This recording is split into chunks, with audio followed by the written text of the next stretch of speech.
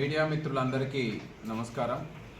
మనకు ఈ నెల 15వ తారీఖు నాడు సూర్యాపేట రూరల్ పోలీస్ స్టేషన్ పరిధిలో పిల్లలమర్రి స్టేజ్ దగ్గర పిల్లలమర్రి మన ఖమ్మం బైపాస్లో పిల్లలమర్రికి పోయే దగ్గర హైవే రోడ్ సైడు ఒక అనుమానాస్పద స్థితిలో ఉన్నటువంటి డెడ్ బాడీ ఒక సంచిలో గట్టి అక్కడ పక్కనే ఉన్న చిన్న కాలువలో పడవేసినారు అనేటువంటి ఇన్ఫర్మేషన్ రావడంతో ఇమీడియట్లీ సూర్యాపేట రూరల్ ఎస్ఐ గారు, సిఐ గారు, డిఎస్పి గారు and clues team, dog squad and నేను కూడా అక్కడికి విజిట్ చేయడం జరిగింది.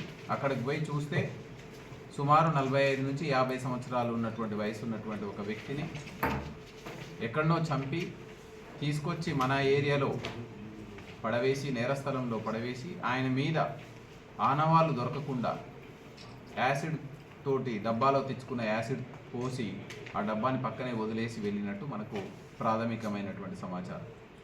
ఆ తర్వాత మన టీమ్స్ ఇమీడియట్లీ ఇన్వెస్టిగేషన్ స్టార్ట్ చేసినారు. CI Suryapet rural, clues team వచ్చింది, ఫింగర్ ప్రింట్స్ యూనిట్ వచ్చింది, టెక్నికల్ డేటా కనెక్ట్ చేసుకున్న తర్వాత మనకు వచ్చినటువంటి టెక్నికల్ డేటాను పట్టుకుని చూస్తే ఇతను మనకు మృతుడు ఎవరైతే ఉన్నారో సత్యనారాయణ ఆలియాస్ సత్యబాబు అని, ఇతను కరక్కాయపేట అమలాపురం కోనసీమ ఆంధ్ర కోనసీమ జిల్లాకు చెందినటువంటి వ్యక్తిగా మనకు గుర్తించడం. ఇమ్మీడియట్లీ ఆయన పాస్ట్ హిస్టరీ తీసుకుంటే ఇతను గతంలో 2023 జూలై నెలలో బోయిన్పల్లి, హైదరాబాద్ సిటీలో ఉన్నటువంటి బోయిన్పల్లి పోలీస్ స్టేషన్ పరిధిలో తన ఇంట్లో సొంత భార్యని, అదేవిధంగా వాళ్ళ మర్దల్ని, భార్య వాళ్ళ తమ్ముని భార్యను కూడా కత్తితోటి అటాక్ చేయడం జరిగింది. అందులో సొంత భార్య చనిపోగా అండ్ వాళ్ళ యొక్క బావమర్ది భార్య తీవ్రంగా గాయపడ్డది. దీని మీద బోయిన్పల్లి పోలీస్ స్టేషన్లో 302, 307 మిగతా సెక్షన్ల కింద కేసు నమోదయ్యింది. ఈ కేసు నమోదైన తర్వాత నుంచి అప్పటి నుంచి మనకు ఈ మృతుడు ఈ నెల 6వ తారీఖున జైలు నుంచి విడుదలయ్యేంత వరకు కూడా అతను విచారణ ఖైదీగా ఉండడం జరిగింది. దీనికి సంబంధించి ఇతను బయటకు వచ్చేదాన్ని తేదీలతో సహా గుర్తుపెట్టుకున్నటువంటి బంధువులు, సొంత బావమార్ది కిరణ్ అని ఎవరైతే ఇందులో మెయిన్ అక్యూజ్డ్ ఉన్నాడో అతను, అదేవిధంగా వాళ్ళకి ఫ్యామిలీ మెంబర్కి సంబంధించినటువంటి బంధువులు, అంటే ఈ యొక్క మృతుని యొక్క వదిన వాళ్ళ భర్త అండ్ కొడుకు అండ్ వాళ్ళ బిడ్డ అందరూ కలిసి ఇతన్ని ఎట్లనైనా ఎలిమినేట్ చేయాలనేటువంటి ఉమ్మడి పన్నాగం పన్నడం జరిగింది.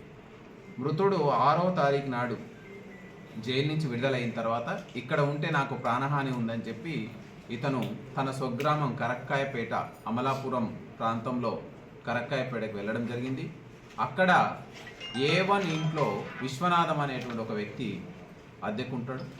ఆ అద్దెకున్నటువంటి వ్యక్తి తోటి ఇతను మృతుడు నేను ఎలాగైనా ఈ యొక్క నేరస్తులు ఎవరైతే ఉన్నారో కిరణ్ అండ్ ఆయన బంధువులు వీళ్ళందరినీ కూడా నేను ఎట్లనైనా ఎలిమినేట్ చేస్తాను, వాళ్ళని చంపితే నాకు నా ప్రాణానికి ముప్పు ఉండదు అని చెప్పి అతనితో డిస్కస్ చేయడం జరిగింది. అదే విషయాన్ని ఈ విశ్వనాథం అనేటువంటి వ్యక్తి ఇందులో మనకు అక్యూజ్డ్గా ఉన్నాడు. అతను A1 తోటి డిస్కస్ చేయడం జరిగింది. ఈ విధంగా మాట్లాడుతున్నాడు, మీరు జాగ్రత్తగా ఉండండి, మీ ప్రాణాలకు ముప్పు ఉంది ఇతనితోటి అని చెప్పడం జరిగింది. సో ఇమ్మీడియట్లీ అలర్ట్ అయినటువంటి నేరస్తులందరూ 14వ తారీఖు నాడు ఇతనికి సికింద్రాబాద్ కోర్టు విచారణకి హాజరు కావాల్సి ఉంది. ఎలాగైనా అతను ఈ కోర్టుకు వస్తాడని చెప్పి మార్నింగ్ 8:30 నుంచే అతను వీళ్ళందరూ కూడా ఉమ్మడిగా 2 కార్లలో వెయిట్ చేయడం జరుగుతుంది. సో 8:30కే మృతుడు కోర్టులోకి రావడం, కోర్టు అటెండ్ అయ్యి బయటికి రావడంతో ఇమ్మీడియట్లీ వీళ్ళని చూసి పారిపోతున్న క్రమంలో వీళ్ళందరూ వెంబడించి పట్టుకొని కారులో బలవంతంగా అపహరించి, సో ఆ విధంగా ORR మీదుగా రామోజీ ఫిలిం సిటీ దగ్గర నుంచి తీసుకొస్తున్న క్రమంలో కారులోనే ఇతన్ని గొంతుపైన కాలు పెట్టి నులిపి చంపివేయడం జరిగింది.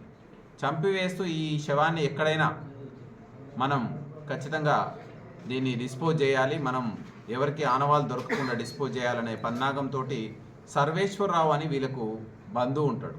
ఈ బంధువుకి చెప్పి క్యాన్లో యాసిడ్, ఆయనకు చిన్నపాటి ఇంజనీరింగ్ కంపెనీ ఉంది, అందులో యాసిడ్ విరివిరిగా ఉపయోగిస్తుంటారు. ఆ యాసిడ్ని క్యాన్లో తీసుకొని వచ్చి ఇక్కడ మనకు పిల్లలమర్రి స్టేజ్ దగ్గరలో ఖమ్మం బైపాస్లో ఇతన్ని పక్కకు రోడ్డు పక్కన పడేసి ఇతని మీద అతని ఆనవాళ్ళు దొరకకుండా యాసిడ్ పోసి అక్కడి నుంచి నేరుగా తప్పించుకొని పోవడం జరిగింది. మనం వీళ్ళ గురించి ప్రత్యేకమైన టీమ్స్ ఏర్పాటు చేసుకొని మనం వీళ్ళని అప్రహెండ్ చేసిన తర్వాత మనం మనదైన శైలిలో విచారణ చేస్తే వాళ్ళు ఈ యొక్క మొత్తం నేరం ఏ విధంగా జరిగింది, ఎలా చేసినాం అనేటువంటి కన్ఫెస్ చేయడం జరిగింది. వీళ్ళకు మెయిన్గా ఏంటంటే ఫ్యామిలీ మెంబర్స్ వీళ్ళంతా, వీళ్ళ సొంత A1 వాళ్ళ సొంత అక్కకు మృతుడు భర్త అవుతాడు. సో ఎలాగైనా వాళ్ళ అక్కని ఎలిమినేట్ చేసిండు కాబట్టి ఇతనితోటి మాకు ఫ్యూచర్లో ప్రాణహాని ఉంది, మేమందరం ఇతన్ని ఎలిమినేట్ చేసుకుంటే ప్రశాంతంగా ఉండొచ్చని ఉమ్మడిగా వీళ్ళంతా ప్రణాళిక వేసుకొని ఇతన్ని చంపి మన దగ్గర డిస్పోజ్ చేయడం జరిగింది.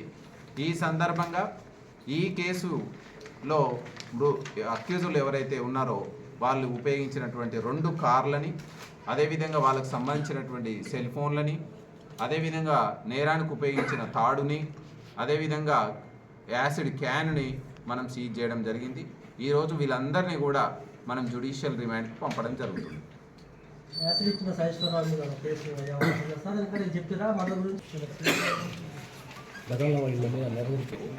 గతంలో వీళ్ళ మీద నేర చరిత్ర లేదు, కానీ మృతుని మీద నేర చరిత్ర ఉంది.